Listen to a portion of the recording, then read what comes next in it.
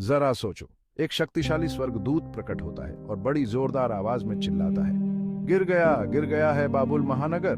प्रकाशित वाक्य के 18वें अध्याय में यूहन्ना ने यही दृश्य वर्णित किया है। यह महानगर मलबे के सिवा कुछ नहीं रहेगा। ये एकदम आंख खोल देने वाली बात है, बिल्कुल राजा नबूकदनेस्सर के अधीन प्राचीन बाबुल की तरह, जो आज खंडहर के सिवा कुछ नहीं है। एक ऐसी जगह जहां केवल जंगली जानवर घूमते हैं, जहां कोई अपना घर कहने वाला नहीं बचा। एक और स्वर्गदूत पुकारता है, मेरे लोगों, तुम उसमें से बाहर निकल आओ, उसके पापों में भागी न बनो। यह चेतावनी इसलिए दी गई है क्योंकि परमेश्वर इस अभिमानी नगर को नष्ट करने वाला है, विलासिता की जगह जो खुद को रानी और अछूत समझती है। इतिहास हमें ऐसा ही अहंकार दिखाता है जैसे प्राचीन बाबुल या रोम, ऐसे नगर जो मानते थे कि वे कभी नहीं गिरेंगे और सोचते थे कि दुनिया उनके नियंत्रण में है। यह नगर एक ही घंटे में नष्ट हो जाएगा। क्या आप सदमा की कल्पना कर सकते हैं? उस समय के राजा और शासक रोएंगे और विलाप करेंगे क्योंकि उन्होंने जो कुछ भी बनाया है, उनका सारा धन एक पल में गायब हो जाएगा। लेकिन यहां एक मोड़ है। परमेश्वर सीधे तौर पर बाबुल को नष्ट नहीं करता है, वह बस पृथ्वी के राजाओं को ऐसा करने देता है। इस नगर पर निर्भर व्यापारी और सौदागर रोएंगे क्योंकि अर्थव्यवस्था चरमरा जाएगी और व्यापार ठप्प हो जाएगा। यह अचानक पतन कुछ ऐसा है जिससे हम लगभग जुड़ सकते हैं। याद करो, कोविड-19 के दौरान दुनिया कितनी जल्दी बदल गई थी। अर्थव्यवस्थाएं ध्वस्त हो गईं और ऐसा लगा जैसे रातों रात सब कुछ रुक गया हो।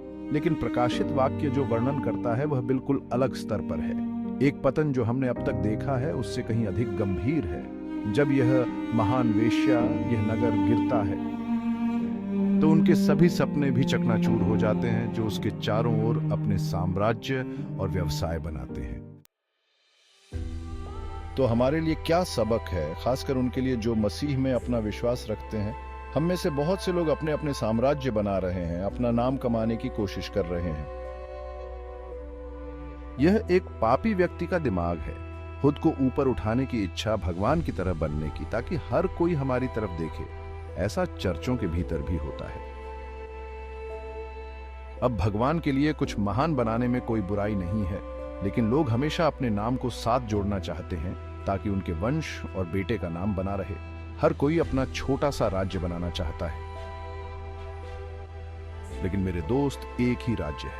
तेरा राज्य आए पृथ्वी पर जैसे स्वर्ग में होता है। मसीहियों के रूप में हमारा ध्यान परमेश्वर के शाश्वत राज्य में अपनी भूमिका निभाने पर होना चाहिए, न कि अपना खुद का निर्माण करने पर। असली सवाल यह है कि क्या मैं बाबुल व्यवस्था का हिस्सा हूं? क्या हम अपने लिए निर्माण कर रहे हैं या हम दूसरों को बलिदान प्रेम से बना रहे हैं? उस तरह का प्यार जो स्वर्ग में खजाना जमा करता है। यूहन्ना का संदेश स्पष्ट था, उनसे ईर्ष्या न करें जो शक्तिशाली लगते हैं या बाबुल व्यवस्था में शामिल होने के लिए ललचाते हैं। अंत में यह सब नहीं रहेगा। इसके बजाय आइए हम अपनी निगाहें मसीह पर टिकाएं, जो परमेश्वर के शाश्वत राज्य की आधारशिला है। आइए हम केवल परमेश्वर, स्वर्ग और पृथ्वी के निर्माता की आराधना करें और मसीह, हमारे सच्चे राजा और शाश्वत आशा को अपनाएं।